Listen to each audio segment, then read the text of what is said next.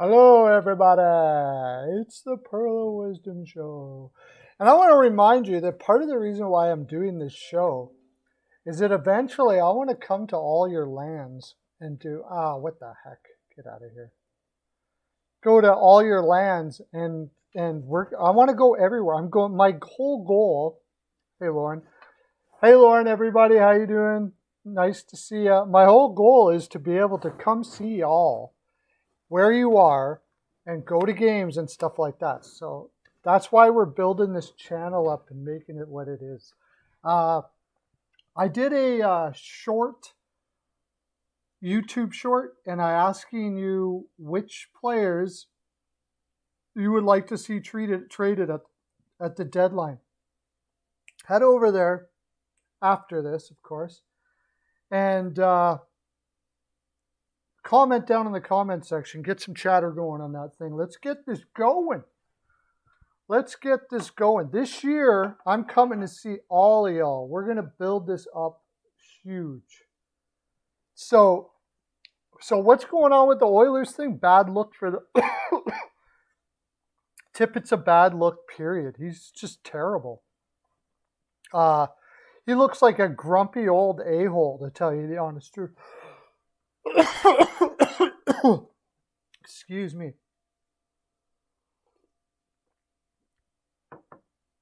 Well, he wasn't, but he doesn't really say anything. There's no trade for Gardner. Gardner, I don't even know if he'll ever play again.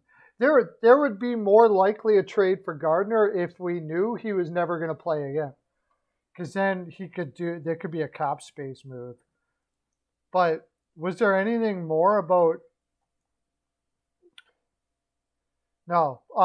Devils have a whole bunch of COVID issues tonight. Victor Rask is placed on waivers by Minnesota. Nobody's going to pick that up. It's about time. Latest on the Anaheim Ducks GM search. Pierre LeBrun of the Athletic reports that the search committee has been formed. Wow. Michael Schulman, president of Aaron Tietz, will be Scott Niedermayer and Paul Committee, all part of the committee to hire a general manager. You know, that sounds kind of silly, but it's probably not a bad idea to get as many people on board with your decision to hire a general manager. I kind of like it. So obviously they're not going to keep Sullivan, man. If they're going to start a committee, imagine if you were, maybe he doesn't want it.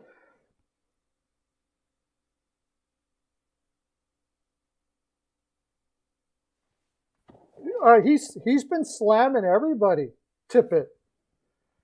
Like, he's got the energy in that room, absolute crap. I actually agree with what he's saying, but you can't say it like that. His sarcastic, like, there's ways to go about, getting things across to your players. And you know what it really was for me? When Samorukov was benched for the whole game after making those 2 mistakes that he made or whatever it was, that was it for me. If I was a general manager at that point, I would have been like, that's it, you're done.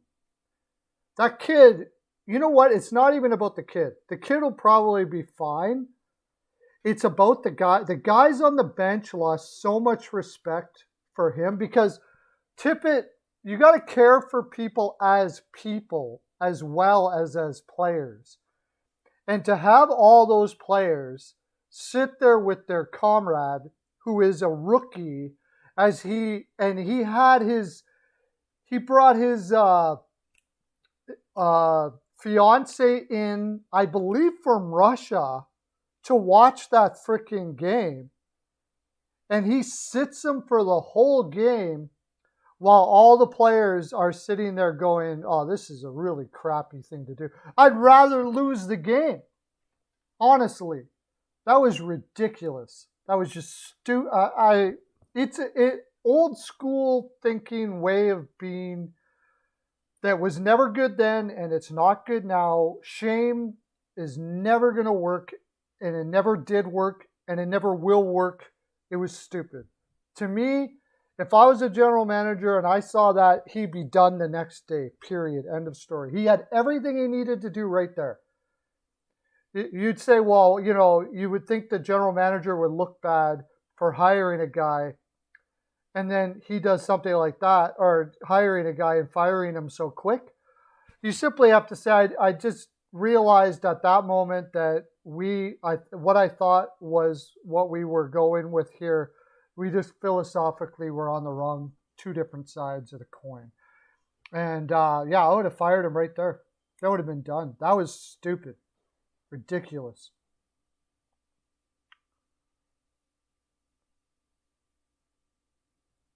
Is that what you think it is? That Doug, he doesn't care enough? Maybe. I don't know. I mean, look at some of the moves he made. When you look at Holland, the one that scared me was when he got Keith, and he talked about some guy who played really well when he was old. I can't remember who it was.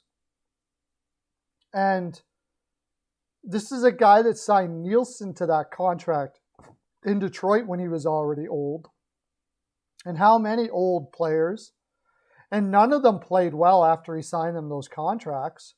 And so he still believes that because one guy back in 1990, whatever, or a couple guys played well past 35, then you can go out and give a third and a prospect to a guy who did not play well the year before and is 39 years old. Boy. Yeah, they're in big trouble. They are in big trouble. I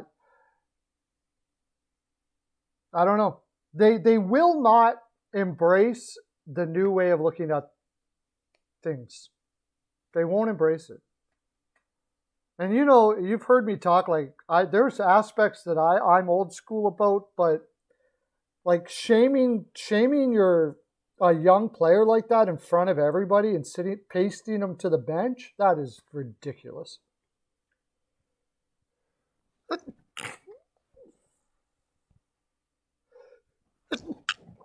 When I agree with Peyton, when you look back at the history of what Holland did, I know Doug is a Detroit guy. I think a lot of ways he just got lucky that he had an incredible, he had a very good drafting team who drafted well. But besides that, what did he really do? Do you know that in Kenny Holland's tenure as general manager, the Detroit Red Wings made the least amount of trades of any team out there by a long shot. So he did believe in building through the draft, but how much did he actually have anything to do with the draft? Most general managers will say, well, you know, they drafted well. Well, the general manager generally doesn't draft often. They trust the people that they have there. They did have to hire those guys. I'm not sure that Kenny Holland hired those guys, though. I'm pretty sure those guys were there when Kenny Holland got there. So what did he really do in Detroit? What did he do? Everything was done for him. He sat up on his perch and let them draft. He didn't trade for anybody. And then when he did have to sign contracts, they were garbage. Most of his tenure was also before the cap. So, I mean, when he did sign guys, he had no cap, so he could just go right to town. I'd have to look at what his actual free agent signings were, but for the most part, I never even thought about it at the time, but when you look back on it, Kenny Holland, what did he do? I don't think he did much of anything.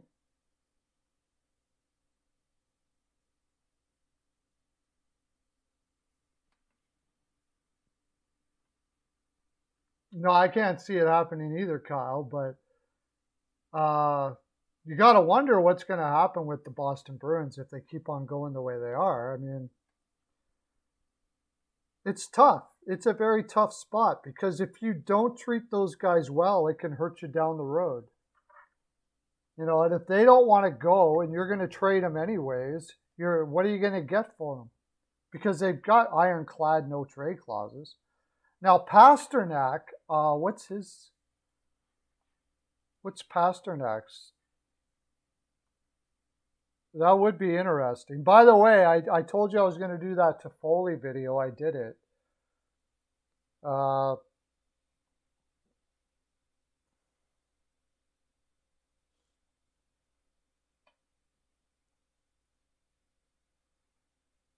Boston Bruins, where are we? Holy crap, they got cap space. That's weird.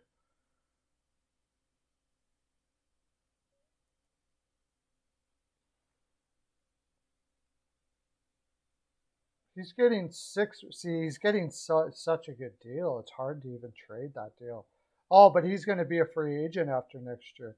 And he's got a no trade and a no movement clause. Submits a 10-team no trade list. That's not too bad.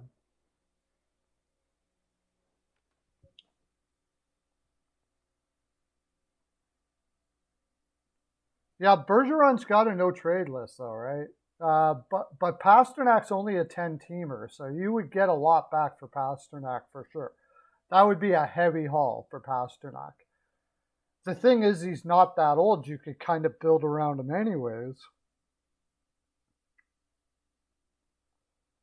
He didn't make any hardly. Hey, you might have to go gin soon. Oilers man pops in. I might have to go gin soon. Yeah, I guess. Just that's it. It's over, right?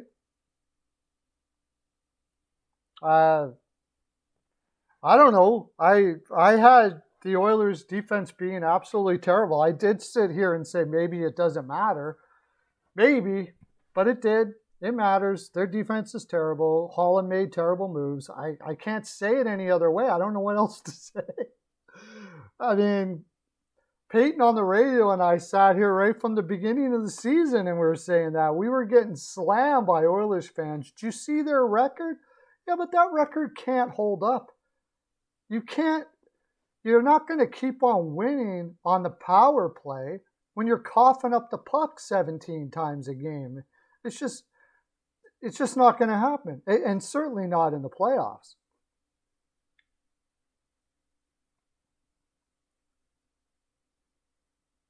How many? I don't. They'll get a new arena. I can't see Calgary. That would be if Calgary lost that team. It would be one of the most devastating things that would happen to that city. Right now, that city has very little going for it at all. It would be absolutely diabolical if they lost that team. Ridiculous. I can't see it happening.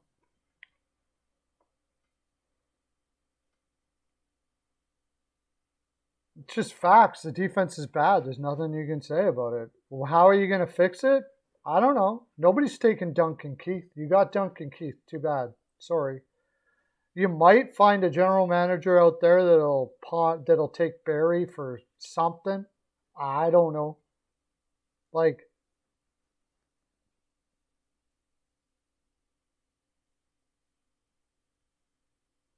may I have another portion of losing? Yeah.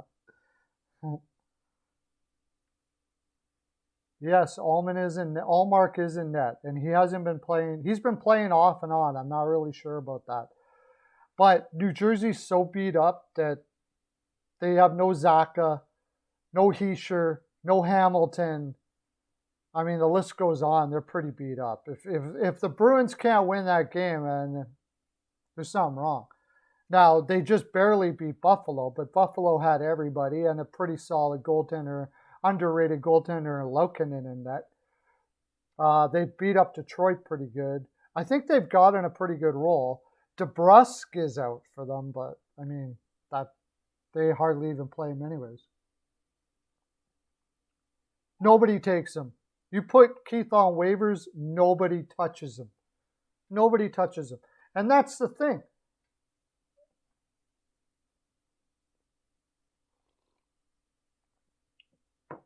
Yes, totally agree, Dougie. Absolutely, Dougie. I totally agree with you, dude. McLeod is not getting his share of ice time. He's one of the best guys on the ice right now. They should just be he should just be plowing him with ice time.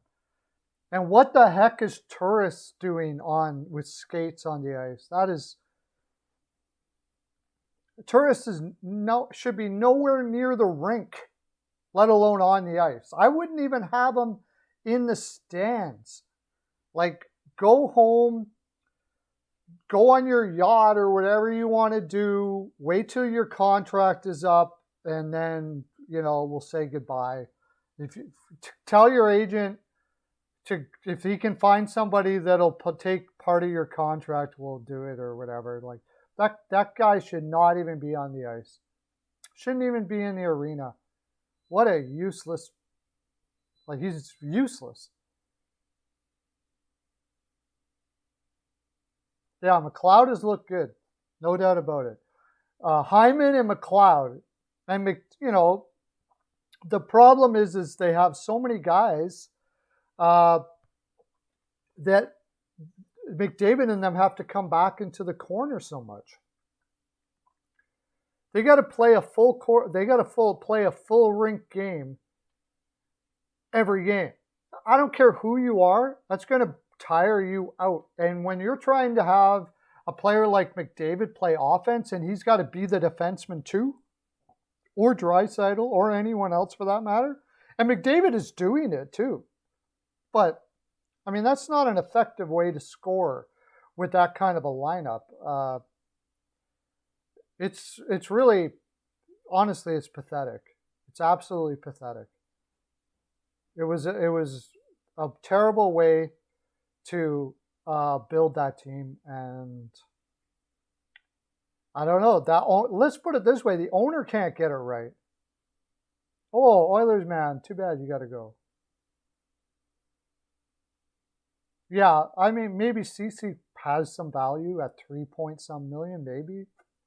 But, I mean, let's face it, he doesn't look that great either. But if he, in a more sheltered system like he was in Pittsburgh, he's not bad. He's not bad. It's a red flag well, I guess they didn't really have the cap space to grab him, but I don't think they were trying too hard to keep CC there. James Neal, yeah. James Neal's not going to go anywhere. No way anybody's taking that. James Neal is heading for the golf course after this year, full time. Instead of half-time golfer, he's going to be a full-time golfer. From what I understand, nobody golfs more than James Neal as far as players that are on rosters right now.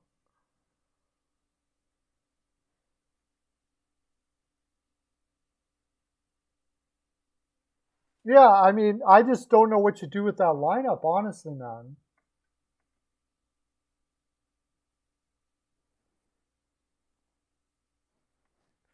Yeah, yeah, Kyle. I don't. Okay, the only thing I'm gonna give, I can give Holland though is, and I can't stress it enough. It's just obviously true all through.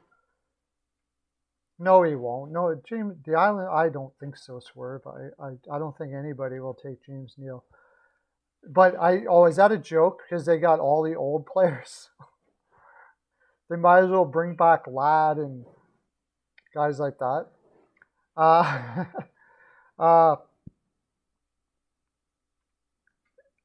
They really have a tough time bringing people to Edmonton.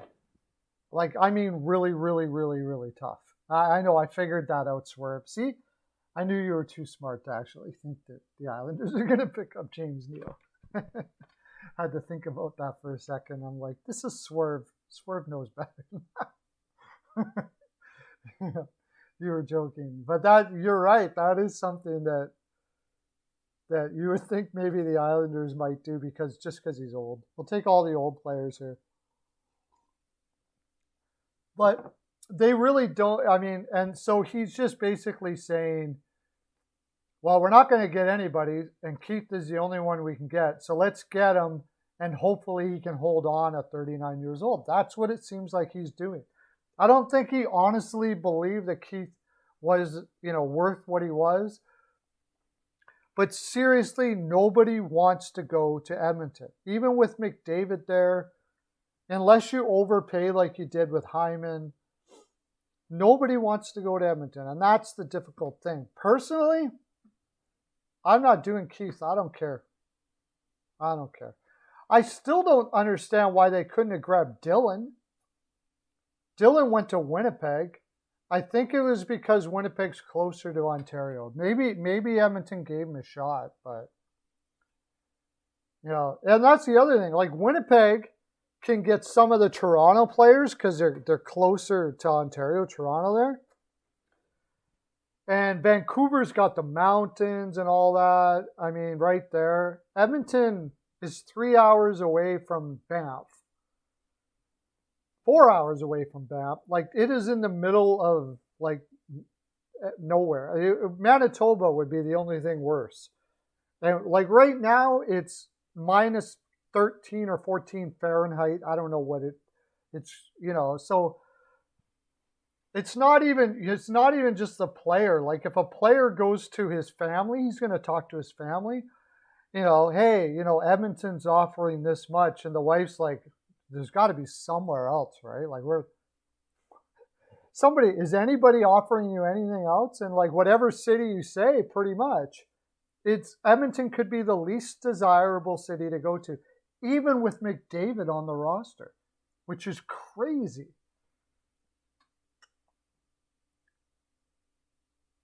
Yeah, Hyman has been put, but it was a bit of an overpayment. What are they paying him? 8 something or for 8 years? I think most teams that wouldn't have to have coughed up much up for Hyman. I think Edmonton had to cough up that much because they're in Edmonton. It wasn't a terrible move, no. But we got to overpay here. It just is the case. That's why you kind of you want to draft Alberta boys like Holloway. They drafted Holloway. He's from Alberta. He's from Edmonton. Edmonton is a place you have to live at to appreciate, really. If you buy the brochure, you're not going to want to come here. I'm straight up totally going to tell you that. I'm not going to lie. If you buy the brochure for Edmonton, you're not going to want to come here. But there's lots of money here and a lot of ways to make money here and all that kind of stuff like that. But a player is already making money. He doesn't need to come here for a job. We got jobs for days. You want jobs? Oh, yeah, we got crap loads of those. But they already got a job. They're a professional hockey player. They don't need to come here. So it was a very difficult thing. And I can't stress it enough. It is very difficult.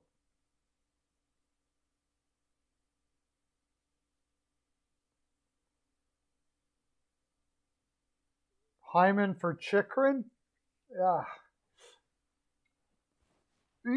Yeah, I mean, yeah, you'd have to do that. I would have to do that.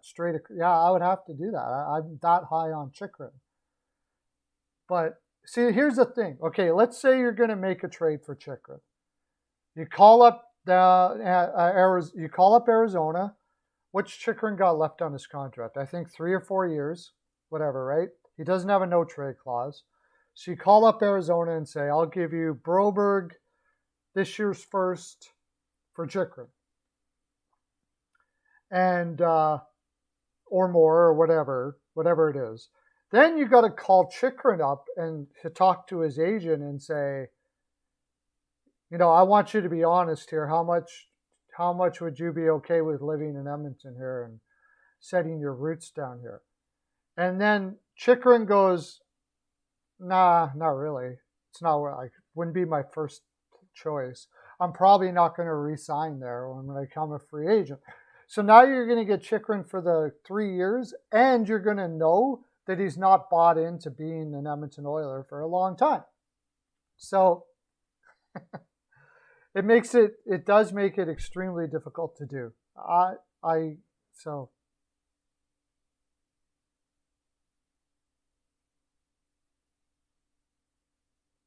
Well, that's the thing. Yeah, Kyle. So Hyman for Chychrun makes sense at first, but if you can't get an honest answer for him that he's going to resign, you can't make that deal. Hyman wants to be there. He's signed for 8 years. He's playing well. You can't make that deal. Even straight across, you can't make that deal because you're going to lose Chychrun in a couple of years. So, and he's not going to like it when you get there. So that when you're looking at trades, period, but especially with Edmonton Oilers, there's a lot of factors that come into play, and they end up looking stupid. And this is what happens at the draft too. They'll pass. Like, remember when Edmonton said that Barzal was not their guy in 2015 when they traded for Griffin Reinhart? He said Barzal was not their guy anyways that they were going to pick. What did they mean by that? Did they mean they didn't think Barzal was as good as he was? Probably not. More than likely, when in the interview process, they found out that he didn't want to come to Edmonton. So he's not their guy because he doesn't want to go to Edmonton. One reason is McDavid is there. So if McDavid's already there, you're not going to be a number one center anymore. You're going to be a number two. So you're taking all that loss in income, and you don't have the opportunity to be a number one center, and you live in the city in the cold, desolate town of Edmonton. You see? So designing a team for Edmonton is very difficult.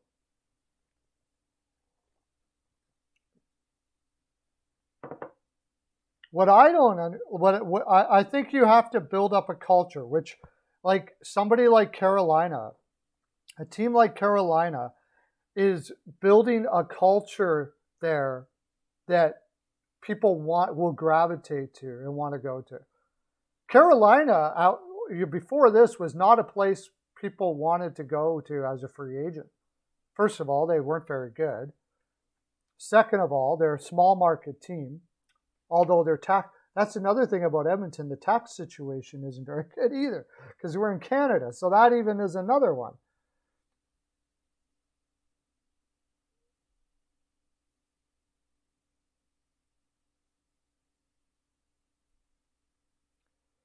And that's another one. But what they've done in Carolina is they built up a culture there. They got an amazing coach, which the Oilers don't have. You got to get a player-friendly coach that can succeed in Edmonton, I think. And they didn't get one in Tippett, obviously. You'd offer Fogle, CC, and a first. I would say no if I was the Coyotes. I want nothing to do with CC. What do I want with CC if I'm the Coyotes? I don't want him. Yamamoto, I think there's going to be better offers for him than that, I would say. Yeah, it's beautiful there. The one thing about the Carolinas is it's very pretty and it's warm, so there is some advantages there.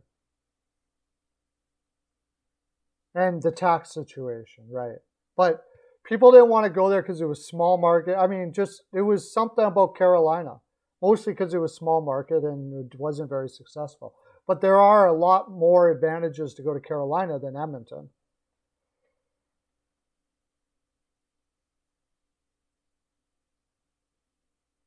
Well, you're talking about the GST tax. It is the best in Canada. I'm not talking about that. I'm talking about income tax. And the income tax is also the best in Edmonton, but it's very high.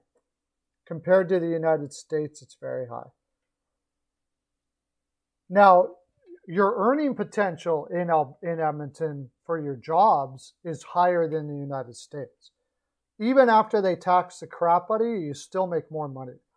But for a player that is an NHL player, they're going to make that amount of money wherever they go. So why would you go to a place? Montreal has the same problem. It's the reason why they couldn't keep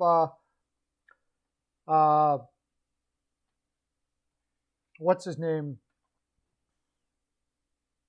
Why do I always forget his name? It's the reason why they don't keep lots of players. That's another reason a lot of people don't realize is Montreal, one of the reasons why 39 Fahrenheit, oh, it's beautiful. It's not even, it's like minus 14 here, Fahrenheit.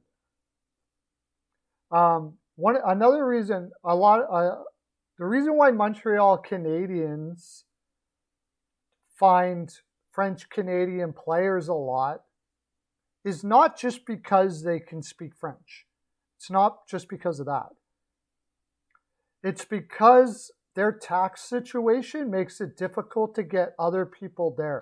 If you're from Montreal, you got family there, you grew up there, hockey is a religion there. The Montreal Canadiens, if you're from Montreal, 99.9% of the population are Montreal Canadian fans, and religiously. And I mean like an actual religion. Like, these people bleed hockey there, and they bleed the Montreal Canadiens.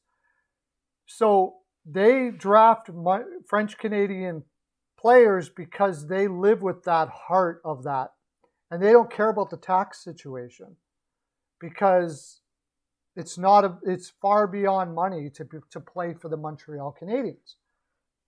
So as far as coaches are concerned, there may be a different reason for that, but that's generally the reason. Because when it comes to signing players, they're like, when they become a free agent, we're talking heavy tax in Montreal. Heavy. And when you've got offers like from Dallas, and who was that player that I was talking about? Who's a Russian from Dallas? Radulov. Radulov was willing to stay in Montreal, but they had to pay him like $2 million more than he got because he wanted the tax situation to be made up somewhat. That wasn't even all of it. That was just somewhat. He was looking for $8 million, and he ended up signing with $6 million.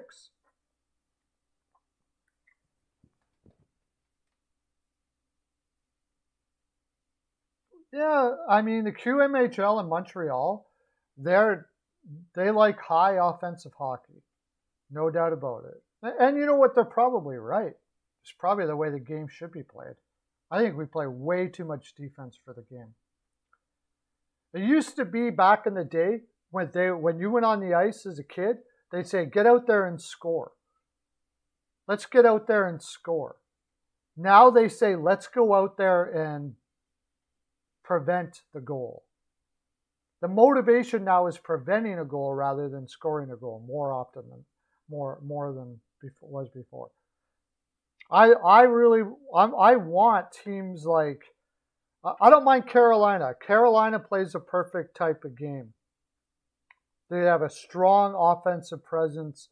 I don't mind that. But like the New York Islanders, I don't want them to win a cup. I don't want them to win a cup. The Nashville Predators are playing sort of that way, but I mean, I want to see a high offensive flying. I want to see them winning cups because I want that to be the philosophy going forward. 34 degrees Fahrenheit in Michigan. Yeah, that's warm as toast, man. I would take that all day. I don't know what that is in degrees. I think it's about, 5 or something like that? Minus a couple or something like that. But yeah, that's the reason why Montreal gets French Canadian players. People think, oh, they're just being racist or whatever the case may be. No, it's not. And Ottawa too. what Ottawa has done though is if they can't get, they take colleges and they try to find, like Sanderson they brought in. He was from North Dakota, I believe. They try to get players from the same college because they don't have the money. Ottawa's really got it tough because they got a terrible tax system there, and they also are a small market team that can't even be capped out. They can't even reach. They can't. Well, they can, but they got to make sure they're winning to play to the cap. West Coast finesse style hockey, yeah. It's starting. You get guys like Trevor Zegras and guys like that doing some of those things. That's what I like to see. I want to see that. It's supposed to be entertainment, man. I totally disagree with Tortorella and his. Yeah, Well, I mean, yeah, I totally disagree with him on that, and I don't on that aspect of it. That's part of the old school that I just think is ridiculous. You don't do finesse plays that are show offy. Why?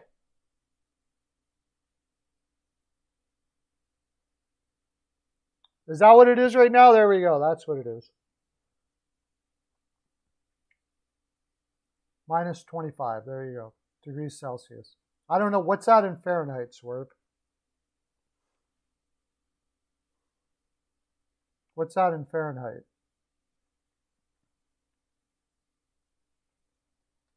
I'm going to share this out to Twitter.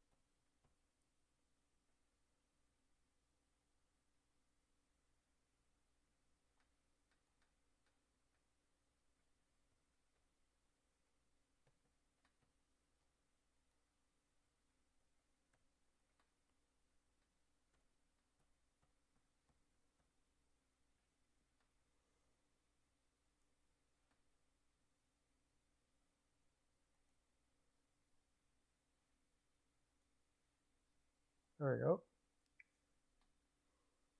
Minus 13. I thought I was right. I said somewhere around minus 12. There's somewhere around there. Minus 13 Fahrenheit. There you go. Cold. Cold, cold, cold. Oh, really? It snowed in Carolina? Wow. We have Swerve, are you getting crap loads in Calgary? We got a crap load of snow this year. It's the most snow we've had in years.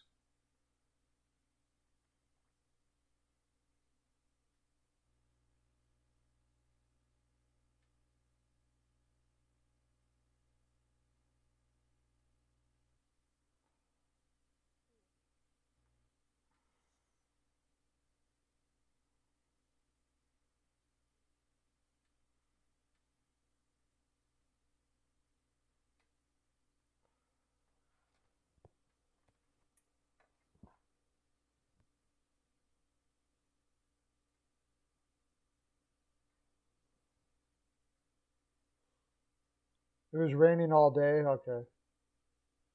Yeah, it's the snow. We have tons of snow here. Yeah, we haven't had a winter like this in a long time. Super cold, lots of snow. I'd be happy when it's over.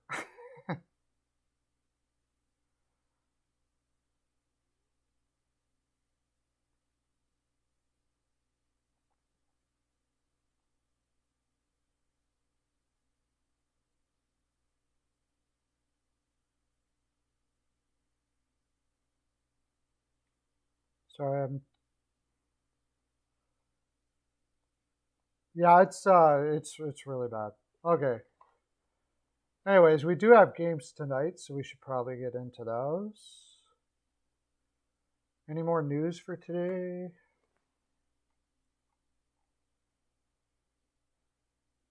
Nope. Okay.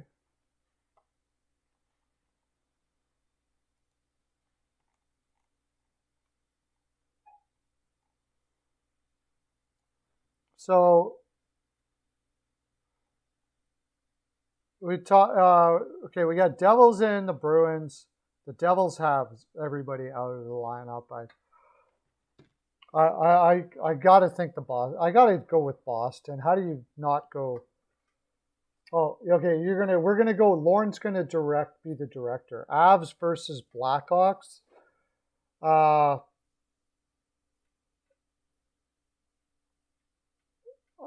I gotta go with Colorado. Fleury hasn't played in a long time. I think he'll still be fine, but Colorado's got everybody back. They've already played. Chicago looks like they are a defeated team when they go on the ice right now. That coach had him going for a bit, but that team does not a a, a trap game. You honestly think Chicago's gonna? I mean, how is Chicago gonna win that game? Avs all day. Avs all day. Trap game. Hawks. Any team that has Jonathan Toews on it that's not going to make the playoffs is going to brutally not make the playoffs. That everybody in that room now knows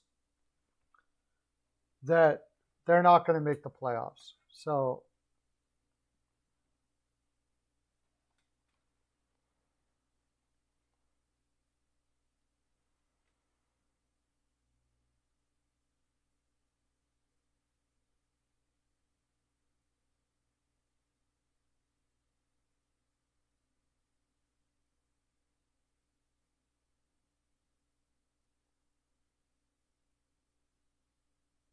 not with Corpusalo in net. I don't see it. Not with Corpusalo in that. Avs could take their foot off the pedal, I suppose. I mean, if you want to bet on that, you want to bet on the Avs taking their foot off the pedal. What's their record right now? What's like?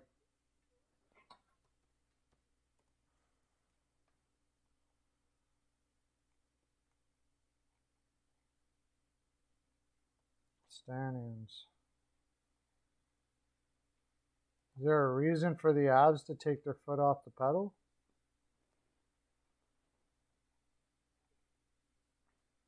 They're in a wild card spot. They got 7 games in hand. But I mean, yeah, they got 7 games in hand. They got to win those games.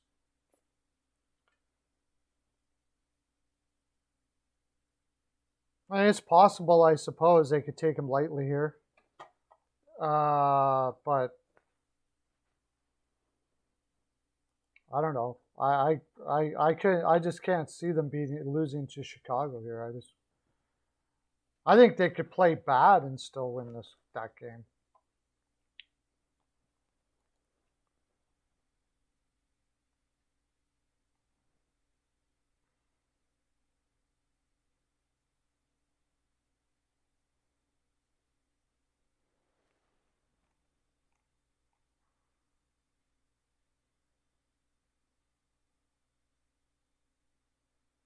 What was I looking at? Oh yeah, that's what I was looking for. I was looking for how much they've played the past little while.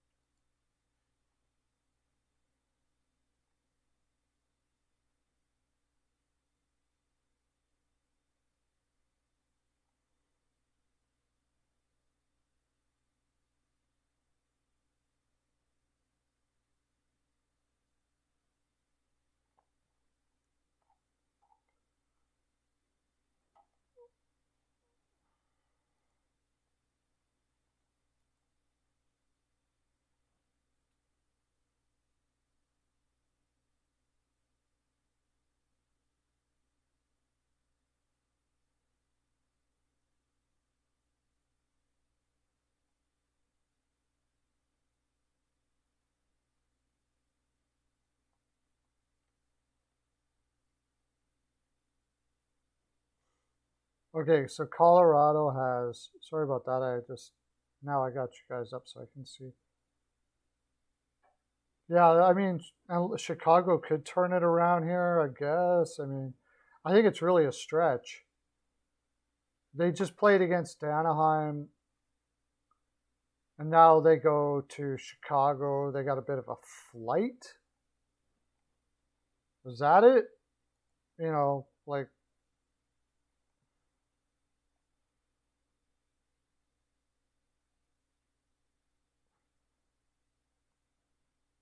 Colorado, yeah. So they played at home and then had to go to Chicago. I mean, it shouldn't be a problem. The only thing I might say about it, it's kind of an annoying game because you play at home and then you got to go to Chicago and then you come back home again. That would be about the only thing I could say about that game, that they would possibly lose that game. Yeah, anything is possible, but if I'm going by percentages, I just can't see them winning that game. Yeah.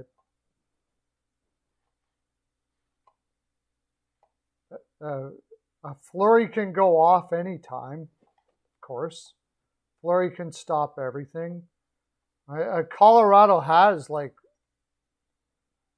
just not had their energy for games before. It's possible, but I mean, if they're playing anywhere near decent, they have everybody back. They eat up that lineup in just about every spot besides goaltending. Maybe Kemper craps the bed real bad or something. That's possible. Flames, Panthers. Yeah, I don't know what to do with that.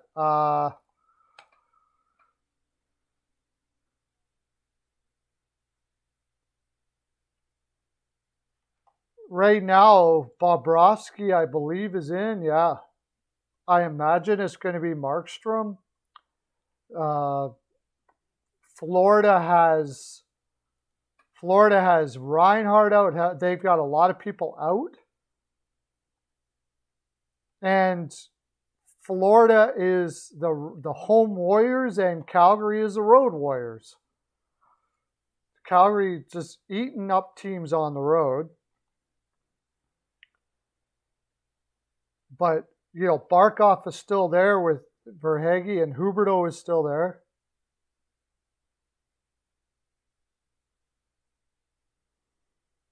Lundell, Anthony Duclair, Petrano, Luostarinen. Owen Tippett's back in the lineup.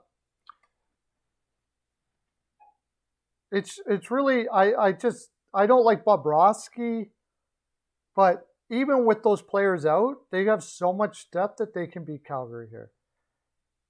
Oh, yeah, that's right. What's his name is out. The only thing I got here is I like Lundell, but he is a rookie, and now he's your second-line center because of the suspension to, like, Marchment is out, Reinhardt is out. I wish they would put these all in one place.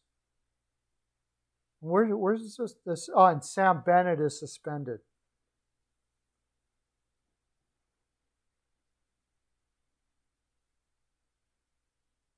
Yeah, Huberdeau. I don't know. It feels like a draw to me. It feels like a draw. Yeah, it feels like a draw. But I could see anything happening in that game.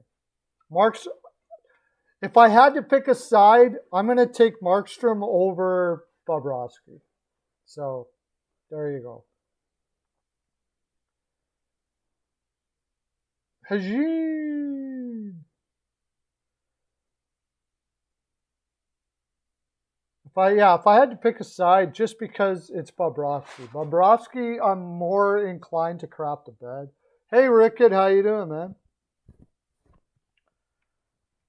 But that one's, yeah, it feels like a draw. But if I had to take a side, I would take Calgary just because of Bobrovsky.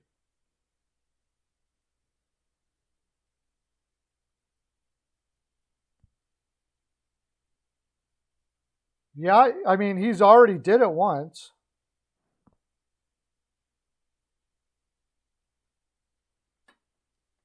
Huberto's already got 100 points once before.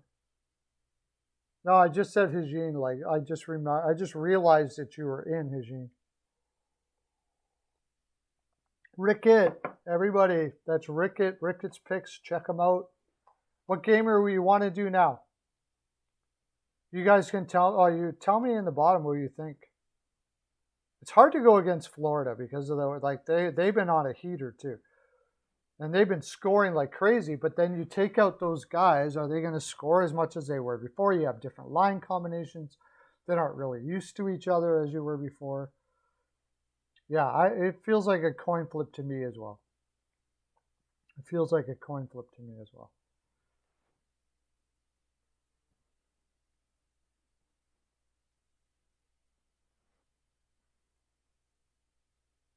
Wild call up Boldy and Rossi, yeah. We'll see how they play. I mean, Boldy's been doing pretty well.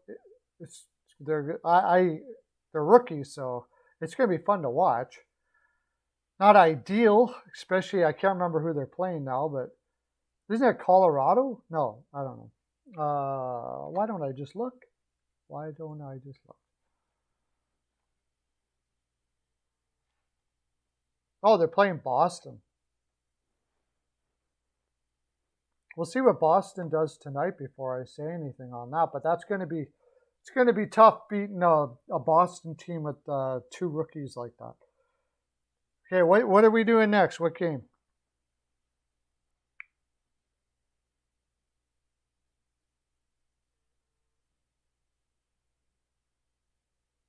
The Bruins game? I got to take the Bruins now that everybody's out. Hamilton, Zacha, Hischier. I don't like the juice you're giving up, but I think that would. I'm not confident on the Bruins much this year, but look at they just destroyed Detroit. Does that mean that they are too high on themselves, or does that mean are they going to undervalue New Jersey here after beating Detroit like that? They shouldn't. New Jersey has been playing very well, but I don't think you can go. I wouldn't go higher. Oh, you got PL. I wouldn't go higher than in reg myself. But New Jersey's got a bunch of players out, so Boston is a big team. New Jersey usually has a tough time with teams with size. But I mean, they've been playing very well as of late. I just think that with those players out, you're going to have a whole bunch of players that aren't used to playing with each other. Could be a kind of ratty game. So I'll take Boston and reg and give up the juice and just take my money. Bruins will probably win it, yeah. Probably win it. I was on New Jersey before all of those players were out. I liked New Jersey. I thought it was a great spot for New Jersey there, but after Zacha and Hischier and all of those guys out, I don't like them anymore. Blackwood has been playing very well as of late, and Allmark has not. So has not been playing as well.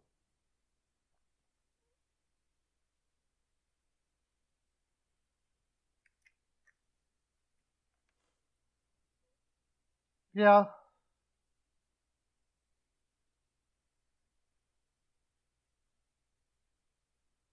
Yeah, Flames PL would probably be all right if you wanted to package that with another pick.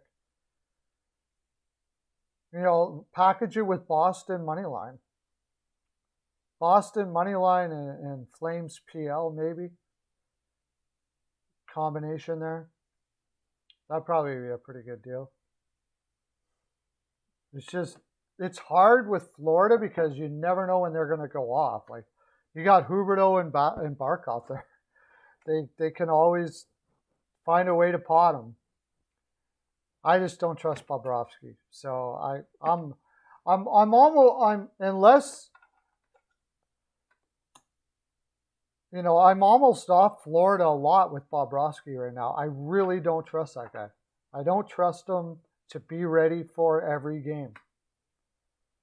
Ever since he got that $10 million a game, I think he spends maybe too much time on the yacht, not enough time with his head on hockey. Just a guess here, I don't know, but he's too inconsistent.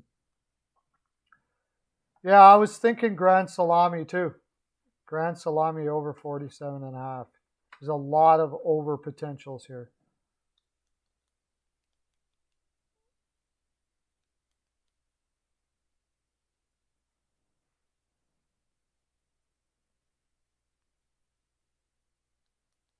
Yeah, I like over 5.5 too.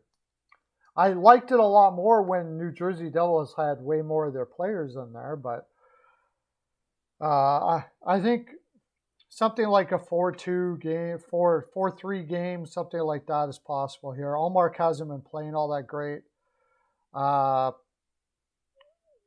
So he could have a strong game, but I haven't liked what I've seen him. He's been very inconsistent and consistently bad the last 2 times he's been in. So I would be, if it was Swayman, different story altogether. I'd be much more big on Boston here.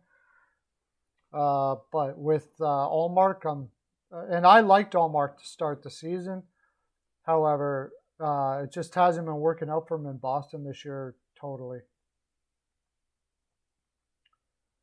Both have been scoring, yeah. Like I said, Devils have been scoring, but you take out Hischier, you take out Hamilton, who is one of the biggest play drivers in the game, and you take out Zaka, which is their size on the wings.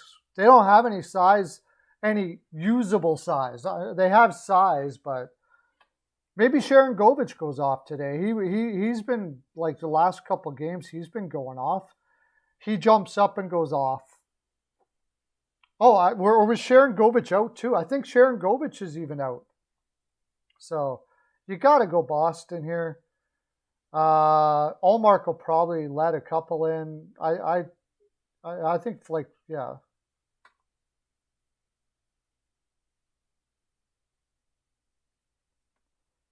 Yeah, you just with Bob, for me, if he looks shaky early, just take him out. Just take him out. And eventually, maybe he'll put his head towards playing the freaking game. Because I don't think Bobrovsky has his head towards playing the game off the ice. I think he got this $10 million or whatever, the big money he's got, and he's got a lot of hobbies now, and his head doesn't get on the game until he gets in the rink. That's what I think. And if I was coaching Bobrovsky, I would be like, you got a period to make me trust you, and if you don't, you're out. That's it. Yeah, it's going to put a lot of pressure on him, but the guy's won 2, like, you're going to need your goaltender. If me putting pressure on you is going to be a problem, what are you going to do in the playoffs? So, yeah, I'd put crap loads of pressure on him. I don't want to hear your nonsense. I don't know if that is the case, but I'm just guessing. I'm putting a pretty good guess on that because, I mean, back in Columbus, now I know you got a Tortorella-led system and he is freaking awesome for goaltenders, but there's a point where you just realize, where you can just seem to see with a goaltender that their head is just not in the game. His head does not look like it's in the game.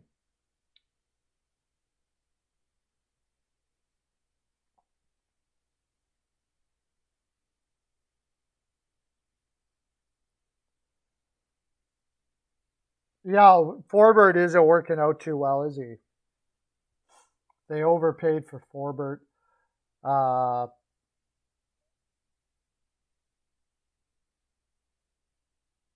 They overpaid for Forbert for size. They don't have a very mobile defense. Their defense is basically McAvoy and then a bunch of other players. But they get by with it. with their top line and stuff like that. That's the thing with Boston is they're getting by with great leadership. They got Foligno there. I mean, you couldn't get better leadership than you get in Boston. So they're able to carry the team probably a lot higher than it should based on what's on paper. And against a New Jersey team that's going to have so many players out, I will say this, though. Boston better be ready right from the get-go because I think New Jersey is going to come out flying.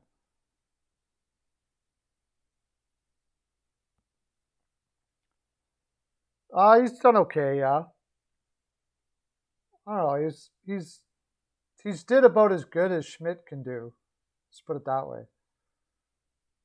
He's not the greatest defensive player. He's a pretty decent offensive player, though. He's not bad. He's okay. But the overall defense has got a long way to go. We'll see how he is tonight. Hey, Drew Delaney. Welcome to the live, my friend. Woo! What are we doing next? So we got Boston over New Jersey and reg, Colorado all day. I don't know if anybody had PL on that or what. -5, 1.5.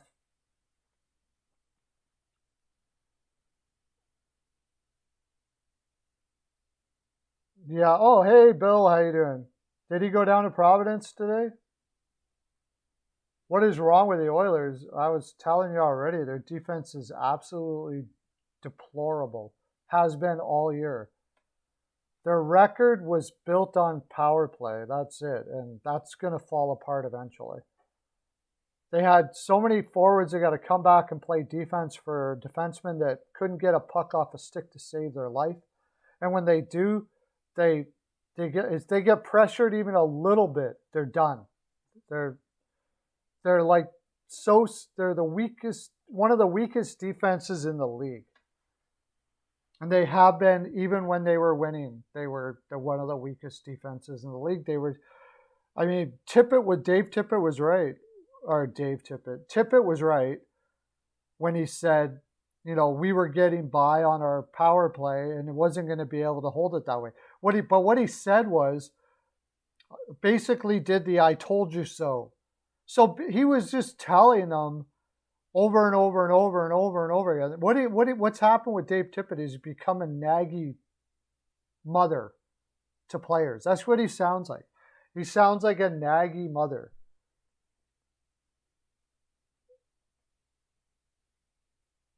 No, Schmidt's not an answer now. No, he's bad at defense. They need a guy that can play defense, like really good defense. I don't even care if he ever gets a point. They need a guy that can get the puck off people's sticks and move it at the same time, which means he'll likely get a point, whatever that guy may be. That's what they need. I would be happy with Susie out of Seattle or trying to think of some other guys. Sherratt, he's not very good. He just hits. He doesn't really do much else. Larson was great at getting the pucks off of people's sticks. At least he did that. But they don't have anybody there that can do that. Nobody. Not a single person. CC is maybe the best at it, and he's not good at it. So how are you going to play an offensive game if you can't get the puck off of people's sticks when it's on their stick? I mean, in your own zone.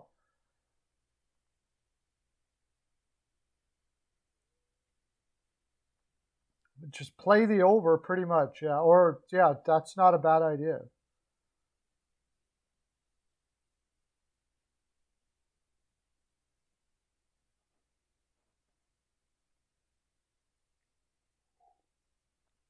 Yeah, Allmark has just been inconsistent, Bill.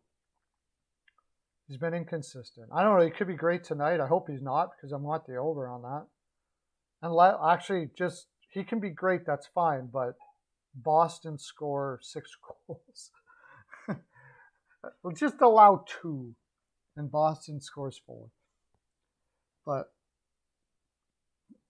yeah, I don't. It's the Edmonton Oilers. We talked about it a lot, but the Edmonton Oilers have really screwed themselves big. They got a terrible general manager, a negative Nancy coach that just turns into a naggy old grumpy dude that has killed the energy of that team.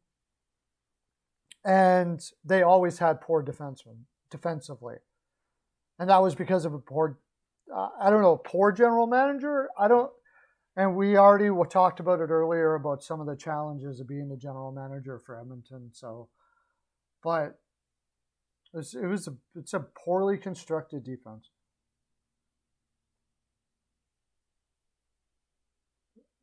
Oh yeah, he got stuck in behind the Oilers net and then pushed Koskinen. For the Rangers, yeah. And then he's like, "What am I going to do? I was trapped." You're trapped. You could go around the goaltender. What do you think he's going to do? Just, oh, sorry, sir. Off you go. You know? So he cross-checks him down, and then he goes like, what? He's in my way. He doesn't need to move out of your way. You need to go around him and not cross-check him. Is that what you were talking about? Throw me another game here. We're almost at double digits concurrence here. Woo! Let's get this going, baby.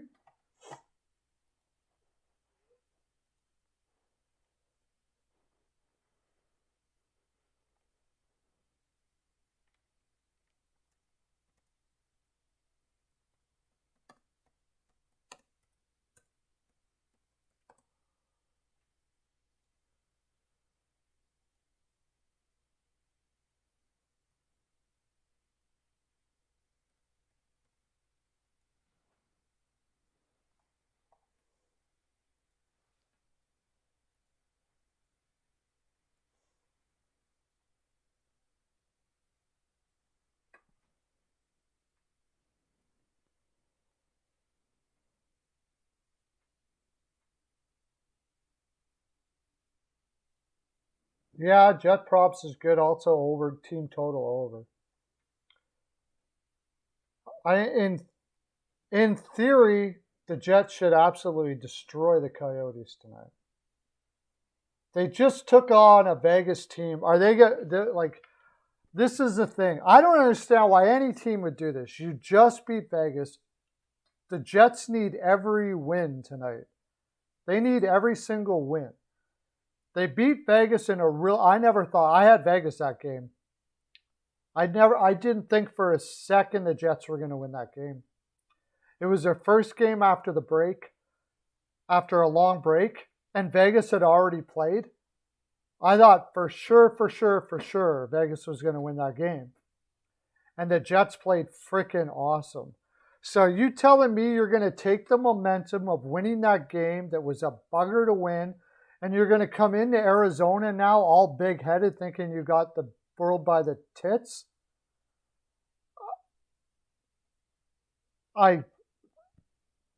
It would be ridiculous if they did that. I mean, they need this win like crazy.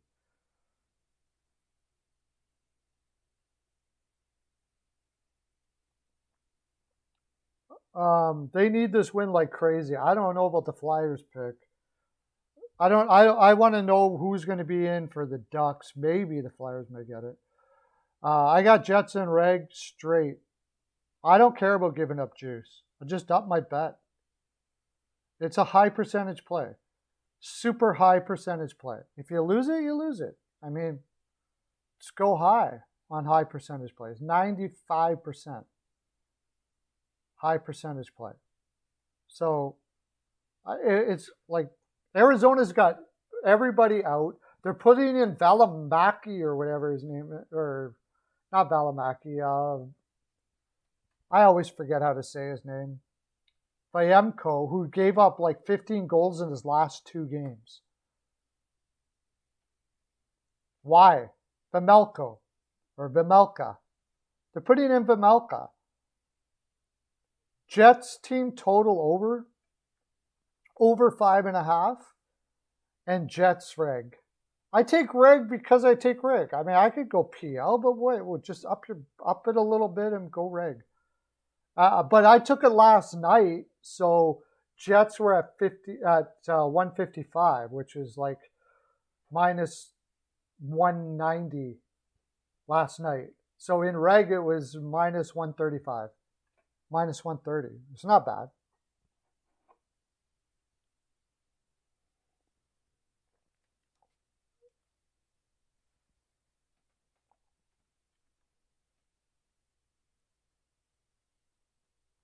Yeah, well, Boston's scouring to find a trade partner for Jake DeBrusk, but it's pretty difficult to do when you basically killed all the. Well, I don't know if it's Jake DeBrusk or not. I'll tell you what. Jake DeBrusk, if he doesn't like pressure, well, he's in trouble because when he gets traded, I imagine he'll get traded, he's going to have so much pressure on him wherever he goes. But as it is, I don't know what Boston's looking for Jake DeBrusk, but it's not. I think they're hoping he can start putting up some numbers or something, because they're not going to get much for him right now. There's too many red flags. He hasn't put up points. If you watch him play, he plays okay. He looks like a whiny bugger right now. Yeah, Ken Holland will probably give you something for him, I imagine. Who knows? Probably give you Yamamoto. Who knows?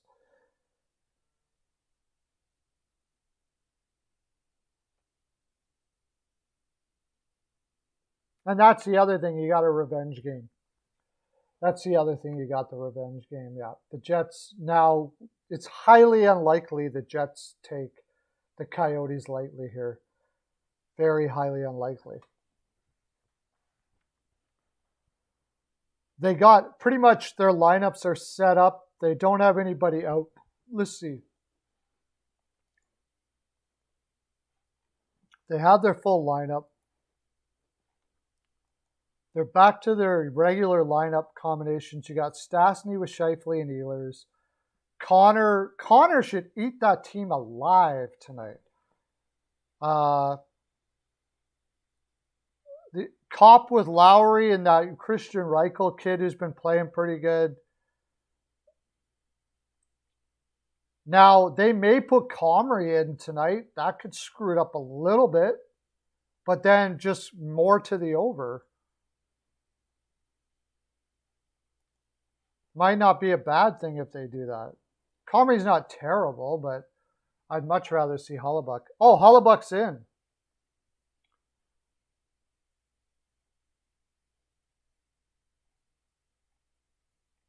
Gibson is in for Anaheim.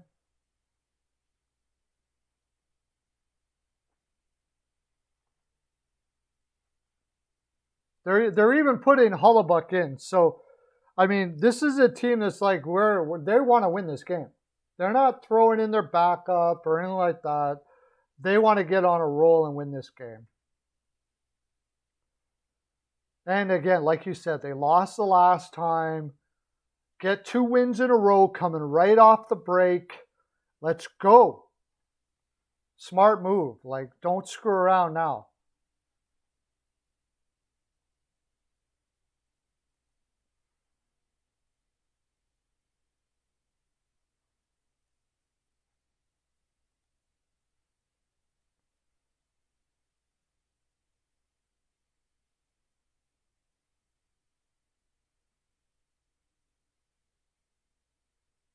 Yeah, I agree with you. They will be out for blood. Okay, what are we doing next? I just can't see the Jets not crushing that game. I can't see it. There's nothing in here that makes me think otherwise. They played. I think they played Vegas in Vegas. They go to Arizona. One theory was that they partied in Vegas, but this does not seem like a team. Maybe putting Hellebuyck in tells me that they might be tired. They did party in Vegas, so they're putting Hellebuyck in to make sure they win the game. But when I see a team come off of a break and play as hard as they did, that tells me that this is a team that was focused more on winning games than celebrating Christmas. So the Sharks Wings, I'm going over. I think it's going to be. I think the only thing is I said over, but then Couture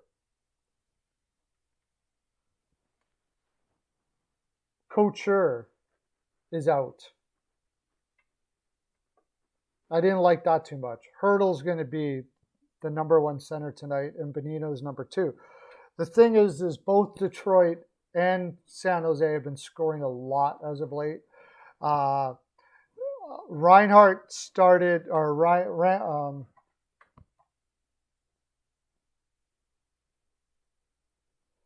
yeah, we already did that one.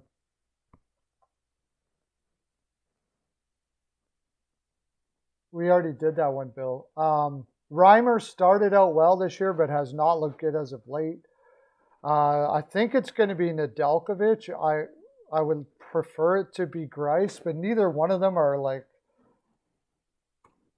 really doing that well either. So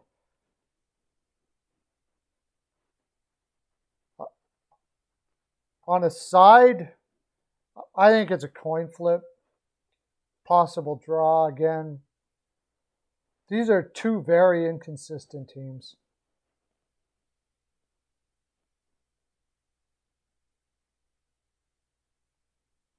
I mean, if you're going to do this, I'd probably take dog. Probably take the road dog here just because, but my gut says Detroit wins it. Couture's out. No one's missing Evander Kane. No, but I think a lot of people are rooting for Evander to get his life back. Shouldn't he be back to playing in the AHL again?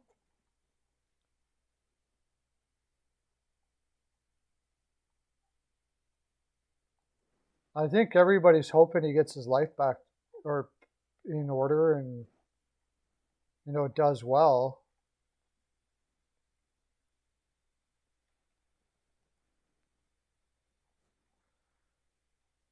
He did go down to the AHL. He still hasn't played another game in the AHL. He had 5 games, he got 8 points. And his first 2, like his last 3 games, he got like huge points. But he hasn't played another game in the AHL since. Yeah, Nedeljkovic. Either way, though, Grice or Nedeljkovic, I don't think it matters either way. Like, logically speaking, it's kind of coin flippish, so you probably go with San Jose.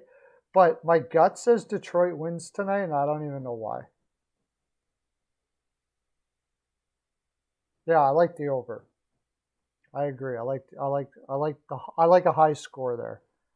I probably don't touch the side though. What do we got next, boys? Goaltending has been terrible for both teams. So, and they both play a high offensive style. That's what they want to be. Detroit wants to be what I want a team to win a cup to be. And that's why they struggle so much. They don't try to play a shutdown defense, try to win the game, or collapse around their goaltender blocking shots and all that kind of stuff like that. Because when they have the talent, I think when they have the talent that they're going to have, the game they're going to play is going to be exciting, fun to watch, and win cups.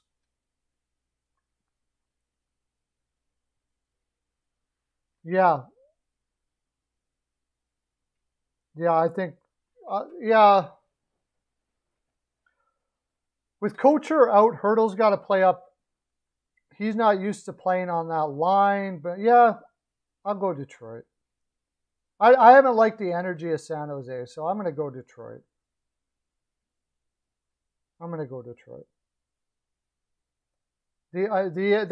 San Jose started out with some great energy. Finally, Kane is gone, and now it's starting to come back to reality on them. that their team is not very good. And that goes back to having not very good energy again. Guess what? It wasn't Kane's fault after all. And a team has to get over the fact that they got an a-hole on their roster. That doesn't show very good character of a team that can't get over the fact that they have an a-hole on their roster. And I don't think he is actually an a-hole. I think he's just an addict. I don't think, but he was being one for sure, no doubt about it.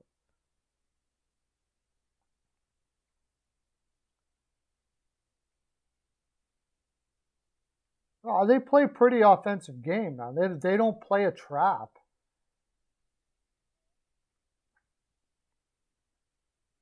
They don't play a trap.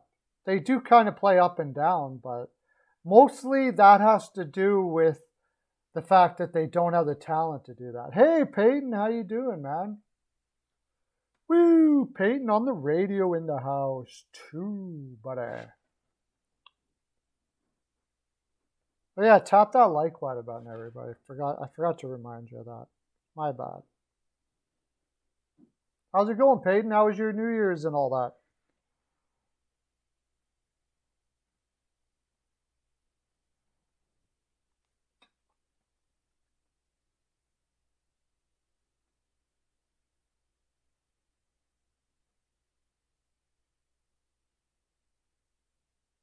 Yeah, I'm leaning. The more I think about it, I'm leaning Detroit. They got a better home record. They play pretty well at home. Yeah, you know what? It may actually happen. They may actually fire Tippett. It is getting so he is turning into such a whiny, negative Nancy bugger that I could actually see it happening. Oh, relaxing with the family. Are you back home? Are you back in northern Vancouver now, wherever it is, with your mom and dad?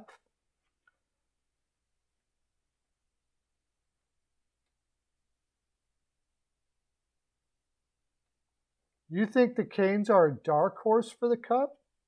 I don't know. I think they're almost leading the pack right now. We'll see how it translates into the playoffs. I would like to see them get some Cup winners in there or something like that with some grit, but the pieces seem pretty good there. It's time, yeah. It's certainly time. The only thing is, buddy, like I don't even care until the Oilers change their whole philosophy of what they want to do for this organization. I don't think it matters. They'll hire Babcock or some stupid thing like that. God forbid they ever brought in a progressive thinking, analytics driven general manager and got rid of all this old school nonsense. But will they? Probably not.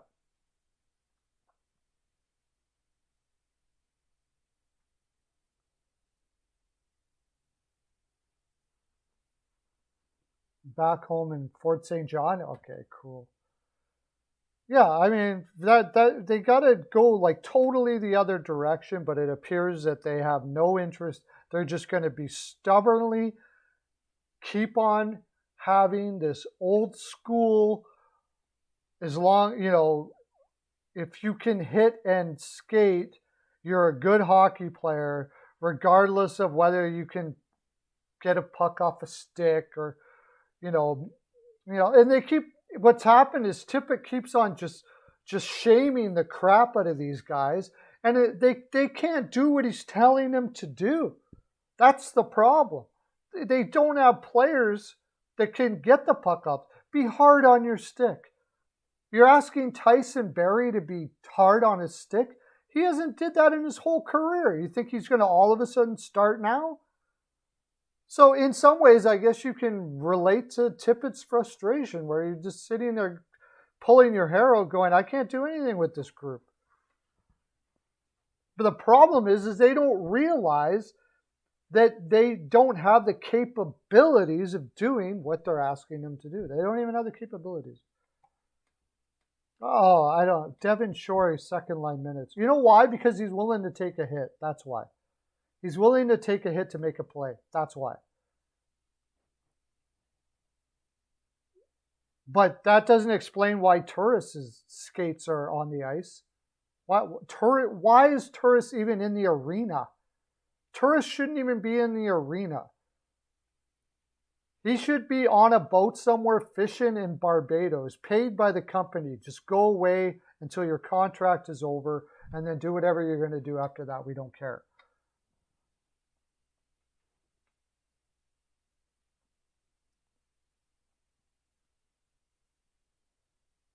Oh, probably. Tampa repeat with Cooch coming back and all that.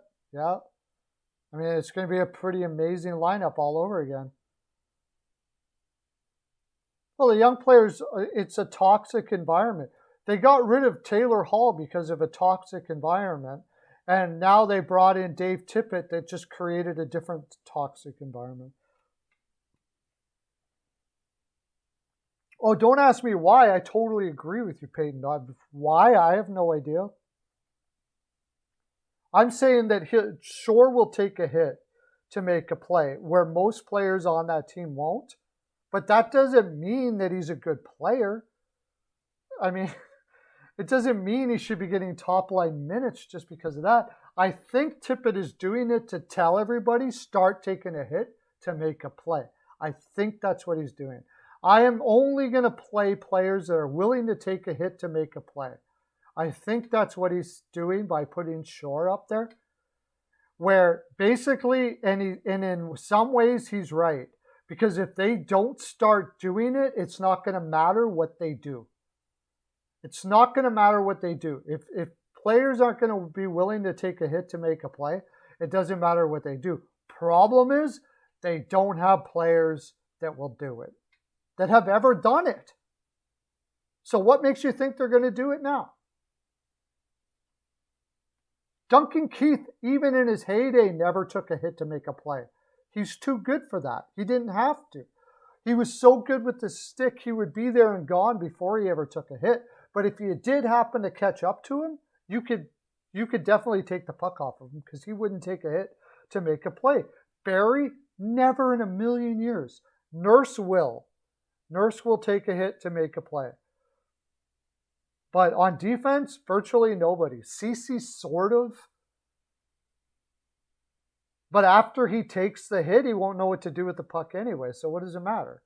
I mean, it's just an absolute disaster, that defense. Absolute freaking disaster. Hey, Whitechel in the house. Thanks for coming in, buddy.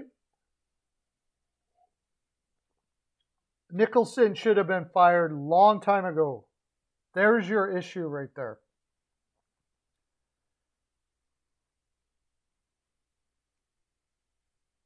Clean it all up. Bring in new thinking. There's got to be some ladies out there with, I bet you there's some genius lady general managers out there. Absolutely brilliant. Are you kidding me? With all the women, Botterill, or, you know, I bet you there's some brilliant lady general managers out there with analytics coming out of the yin yang that could run this club.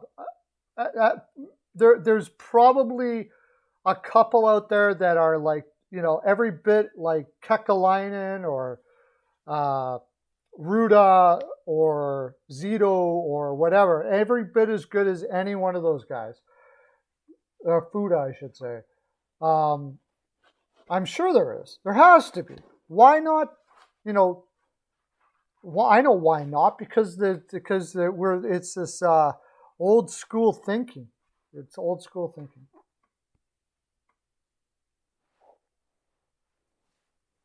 Yeah.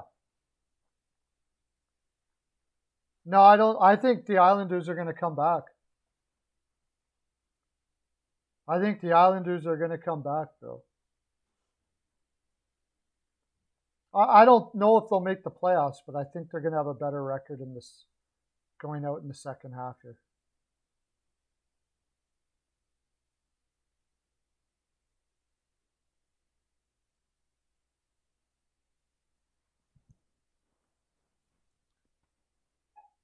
I just have that feeling. I don't know if they'll make the playoffs, but they'll just barely make the playoffs.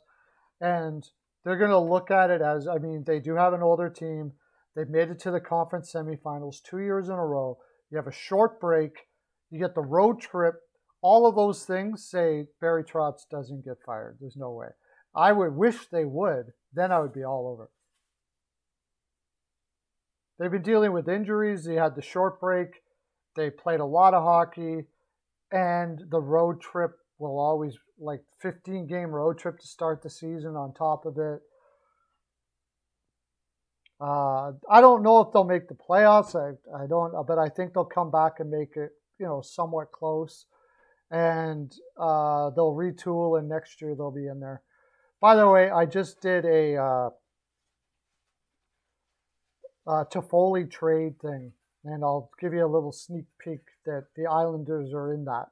5 teams that Toffoli could be traded to. I just put it out before I started the show here. So, what game are we doing now, guys? We got a half an hour here. What game are we doing now? I was just talking about you, Peyton, earlier before we got started. I mean, I would give Elmark a shot. I don't know how much you would do. We'll talk about that in a second. I would take him over. You're going to have to take Koskinen back. Hey, Hockey News Reports in the house. How you doing, buddy? Thanks for coming in. I was just talking about you, Peyton, about how we were talking about how even when they were winning, we were saying that they're not going to be able to keep this up with the defense, the way they're playing and all that stuff like that. And sure as heck, they didn't. Flyers, Ducks. Tough one to say. Let's see if they have any idea who's going to be in the lineup for the Ducks. Because they've got Zegras out, Getzlaf out. I saw a lot of players out there. No, they still don't. They're still not saying who's going to be in the lineup. Anybody have any idea who's going to be in the lineup tonight for them? They got Letary in the minors. Like, I have a feeling this game might be canceled. They've only got one player on the taxi squad right now, and that's Bryce Kindop, who has never played a game before. Isaac Lindstrom right now is going to be their number 1 center. Sam Steele, that, they don't have, from what I can see, they don't have enough players to form a roster. I have a feeling this one's going to be canceled. But you would think it would have been canceled by now. Jeff Saint! Wow, long time no see, buddy. Thanks for coming in. They called you to see if you can play, yeah. I wouldn't doubt that, Jeff Saint. The Ducks are playing the Flyers. Sorry about that. The Flyers don't have Couturier, and they don't have a few players as well. Lawton is coming back in. Carter Hart will be in, but Carter Hart hasn't played in a while. Maybe lean the under here. I'm just a little concerned about what Carter Hart's going to do. He hasn't played for a long time. But I can't take Anaheim with everybody out of the lineup that they have. So another tie? Oh, that's a tie all day. What am I talking about? Draw. Did I see your comment on the Habs?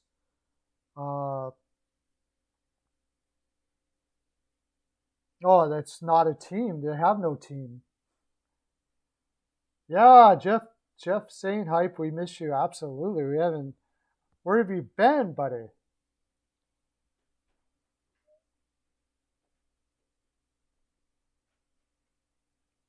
Peyton went out. I wouldn't mind. I mean, I don't know how it would work out financially for that to happen. That's a lot of money for a player. I don't mind it, but he's looked shaky this year, and it kind of worries me a little bit. But I mean, there's no what goaltenders are they going to get out there? And I don't think they're trading him anyways, because I don't think Rask has got maybe another year. Rask has got maybe another year, and he said that he was willing to be like a third string goaltender. He doesn't care. He's playing in Boston.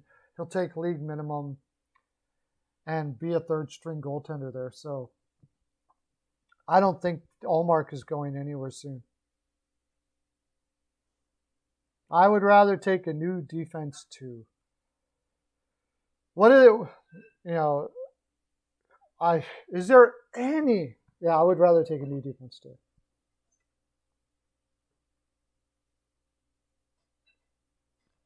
I don't know. I mean, I don't know if I'm going to go back to that or not. Again, Hockey News reports. I don't know.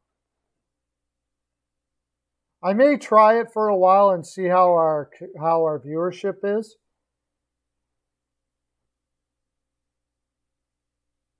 Maybe see how it goes. Because before we got installed and then didn't go anywhere.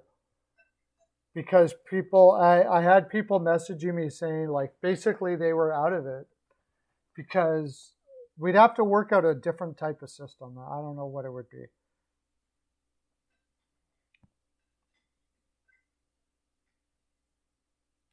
Yeah, don't scare me like that.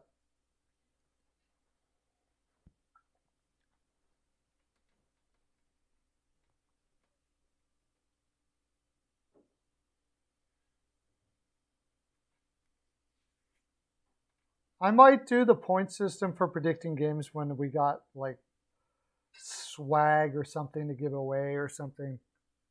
I don't know. We'll see. To tell you the honest truth, it gets a little boring sitting there going. I like just talking about the game. Who's next? What game? What game are we doing now?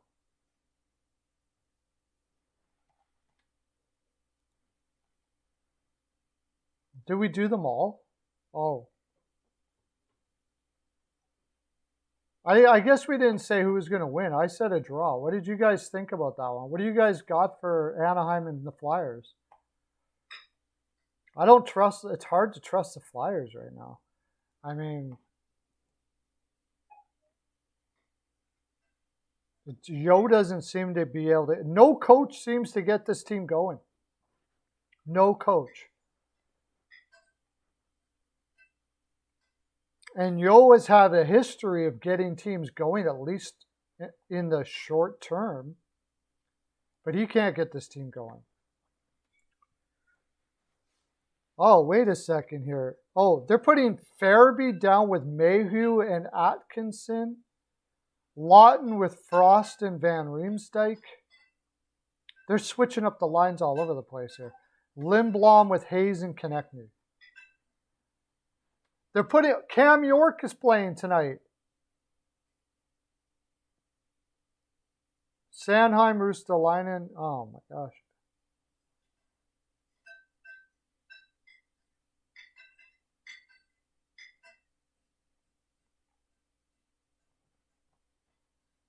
That is an interesting combination there. Gerald Mayhew putting them in the middle with Farabee and Atkinson. Fast line. That's a super fast line. Lawton, Frost, Van Riemsdyk, and Lindblom, Hayes, and Konechny. I almost got to go with Philly here. Ducks, Flyers.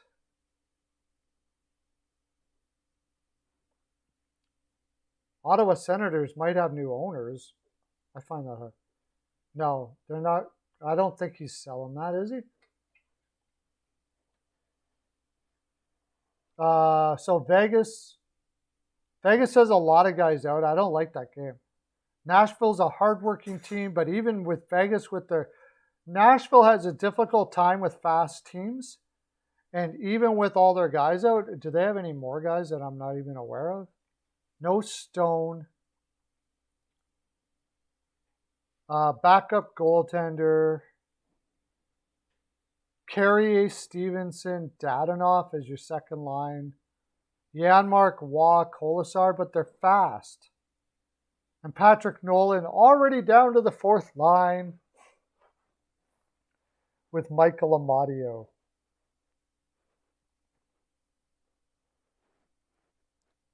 Yeah, Pacioretty's out, Nicholas Hag, Lehner, Stone, Martinez. And Nashville,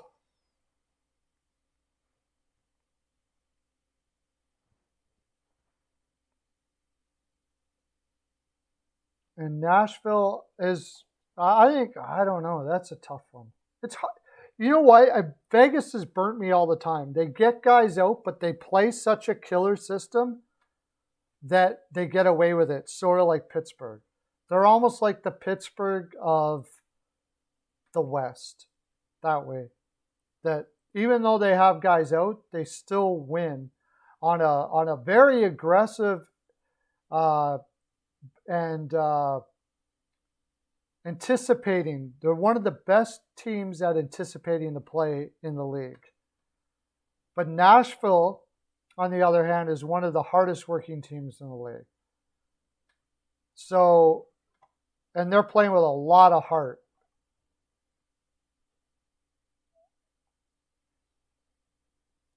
I think I'm fading this game.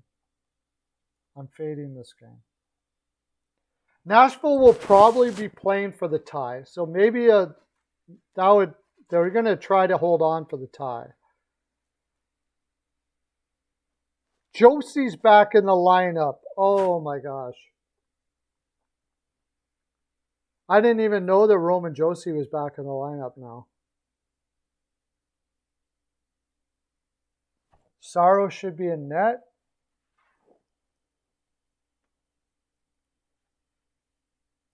And Brossoit has not been playing well. I think maybe Nashville here. Nashville might be able to pull this off. They get lots of shots on net. Brossoit is like okay. Not great.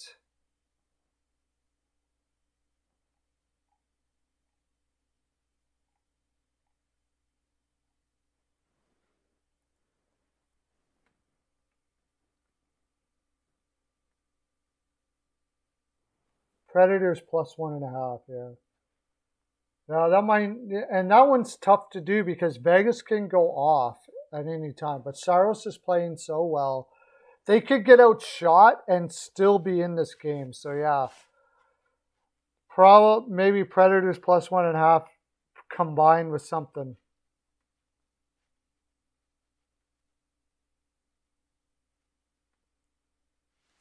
Again, Boston ML or something like that. Boston ML and Predators plus 1.5. Something like that might work.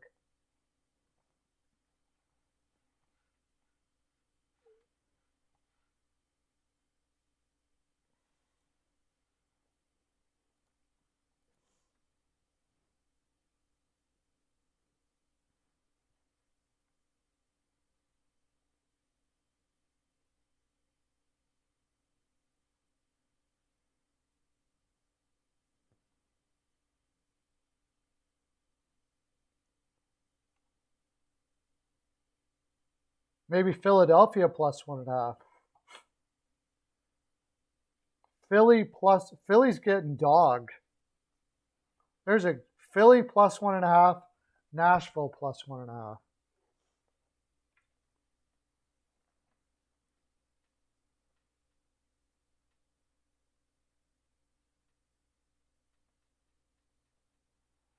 The head-to-head.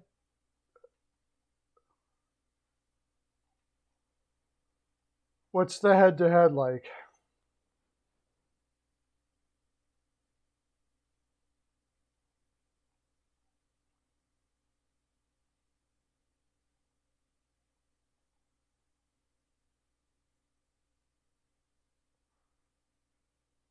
Nashville's, what's the, Vegas is 6-4-0 against Nashville, and Nashville's 4-4-2.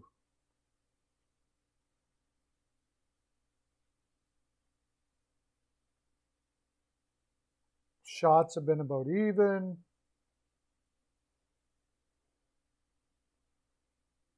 The thing is, Vegas lost that game to Winnipeg, and that's the part. Another part that has me on this one too. They should not have lost that game to Winnipeg. They should be coming out here like they really shouldn't have lost that game. They got outplayed by a team that hadn't played in a month. They got outworked by a team that hadn't played in a month. Like they were taken by surprise. So I would imagine that they're not going to be undervaluing Nashville here.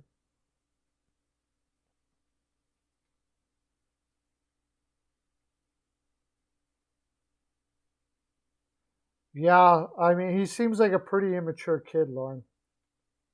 From everything I've heard about him and the way he whined out of Philadelphia and all that kind of stuff like that, he seems like a pretty immature kid.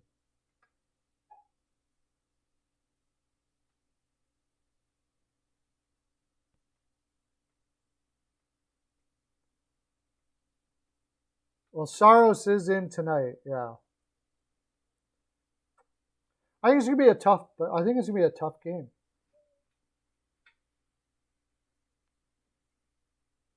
Hey, Jay Pincelan.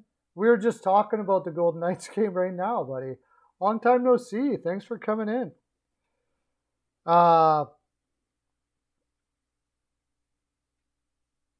Somebody on waivers today? Oh, really? I'll take a look. We think it's gonna be really tight. It's gonna be tough. They got a lot of guys out, and Nashville is a hardworking team. If Vegas can play their speed game and keep their speed up through the whole game, Nashville has a tough time with that. Nashville has a tough time with fast teams. They got to be playing high tempo. If they slow down even a little bit, Nashville will be all over you.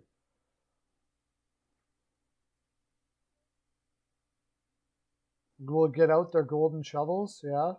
You think so? I think it's very possible too. The Golden Knights can outwork the other team too. When they're working hard and playing with speed, they are very hard to beat, even without Stone and Pacioretty out. Even with Stone and Pacioretty out, they're a very tough team to beat when they're playing high pace and working hard. If they match Nashville's work ethic, they could do it. The other problem though is you got to get by Saros, and Saros has been playing absolutely fantastic. Where Brossoit,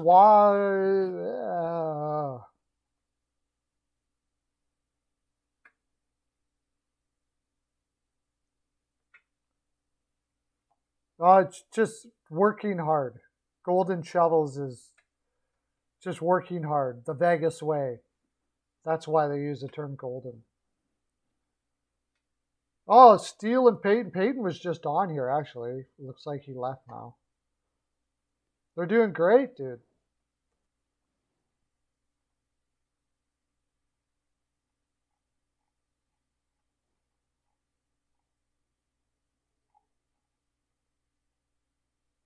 Oh my gosh. Okay, this changes everything. Claude Giroux and Ivan Provorov are on COVID protocol now. So let me look at that again. I didn't even notice that Giroux wasn't on that.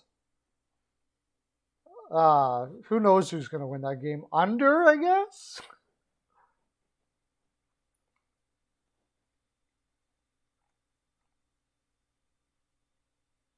I have a feeling that game's going to get canceled. I'm surprised it hasn't already anyways. That's right. I didn't even notice that Giroux's not even in that lineup. And Provorov is not in the lineup. That's why York is in.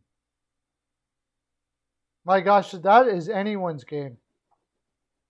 I would say that's a tie. Philly plus 1.5, maybe. Wow, that who knows? I probably won't. I probably wouldn't even touch that game.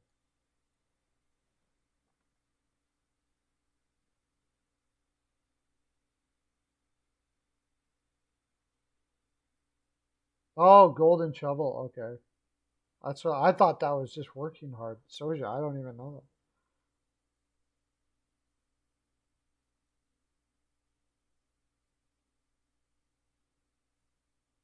Okay, I don't know. There's a lot of Ducks guys out. It doesn't even show a full roster for the Ducks right now. I got a feeling that game's going to get canceled.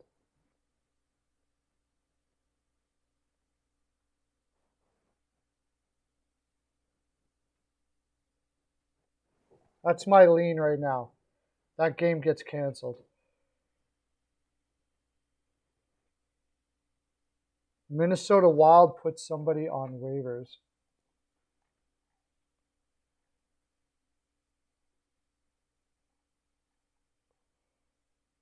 Oh, Victor Rask and Zane McIntyre. Yeah, Victor Rask should have been on waivers a long time ago. He's can't do much on that team.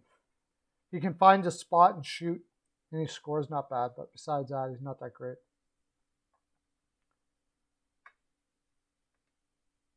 Well, we'll see. They haven't canceled it yet, but I'll tell you what. I mean, they got a long ways yet.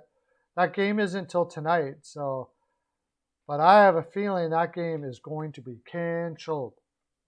Anyways, guys, that's my full 42. I got to leave a little bit early. I got to take my son somewhere downtown today so he can get a shot.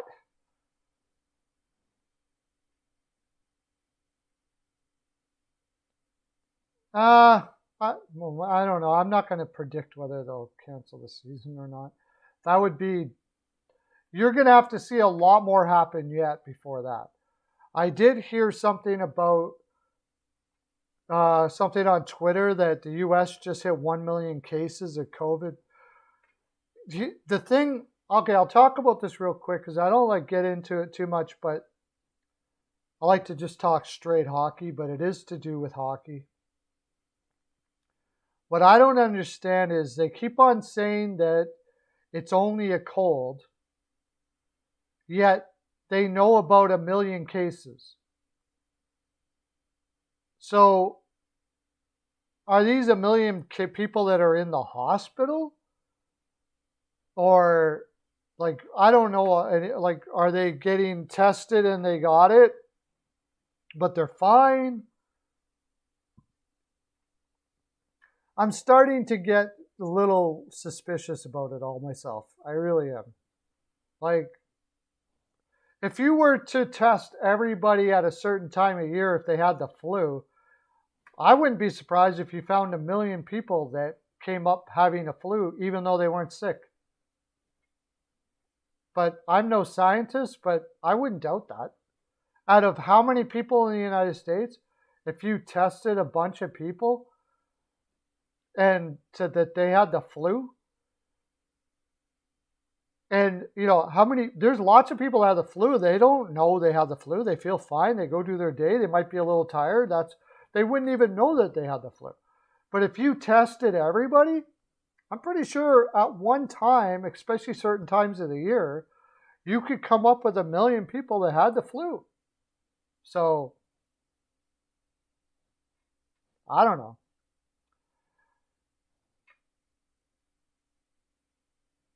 Well, maybe you got it, Devondra. Anyways, that's my full 42. I got to take my son somewhere. So thanks for coming on, guys. See you tomorrow. All of you guys come back tomorrow. We're going to get 20 concurrents by the end of this week. 20 concurrents. And I am also on TikTok. Check out my YouTube video where I just did a trade thing. I also did a little, if you go to my shorts, I have one there that says, tell me who you want to see traded. Go check that out and tell me who you want to see traded on your team in the comment section, okay? And we're going to get it, so I'm going to be going to your land.